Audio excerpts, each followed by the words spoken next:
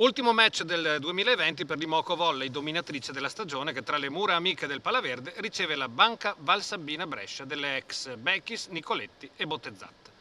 Squadre incomplete, con l'Imoco che schiera Volos con Gichel, Butigan e Fara al centro, Omorui e il schiacciatrici libero De Gennaro, coach Mazzola senza le due centrali Angelina e Berti e con Veglia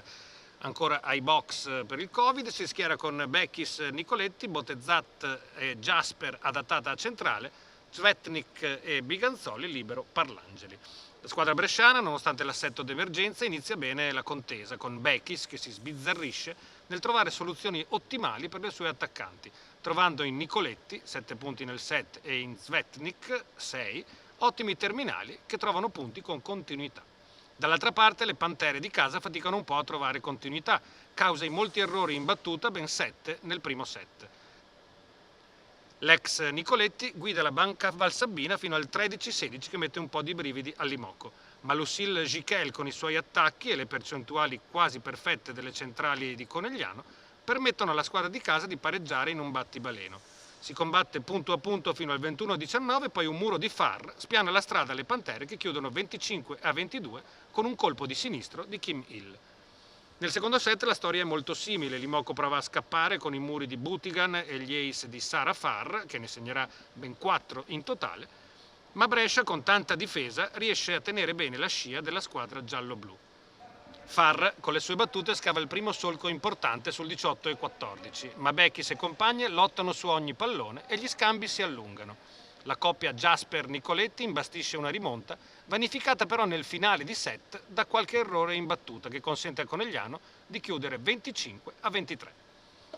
Il terzo set invece fila liscio per le Pantere, che trovano una Lovet Omorui scatenata in attacco, Butigan che sarà MVP sempre presente a muro, così come Sara Farr, top scorer dell'Imoco con 14 punti.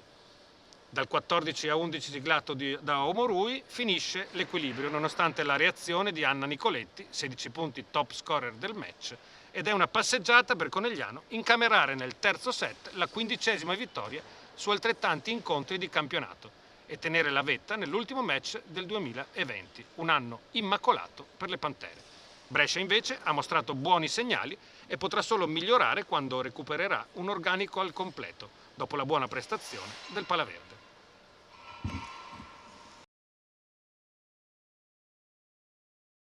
Ciao a tutti,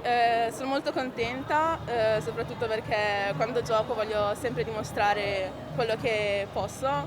e giocare con loro è tanto emozionante e sono contenta di lavorare con loro ogni giorno in palestra. Ovviamente devo migliorare anche sugli altri fondamentali, dove ci sto veramente provando tanto e spero veramente al più presto possibile di dare il meglio e far vedere anche in campo quello che riesco a fare negli altri fondamentali.